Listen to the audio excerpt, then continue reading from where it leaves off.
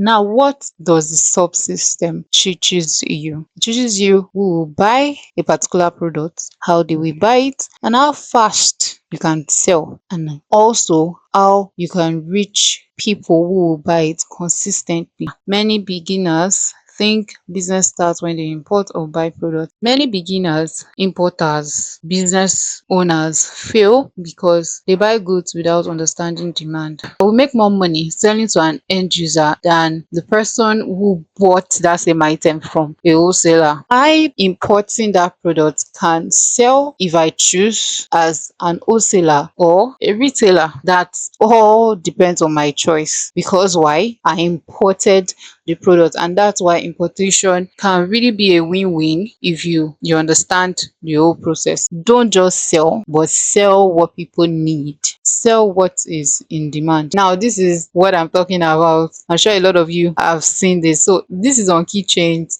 It's also on handbags and the likes. The way this thing is selling is funny to me because it looks scary to me.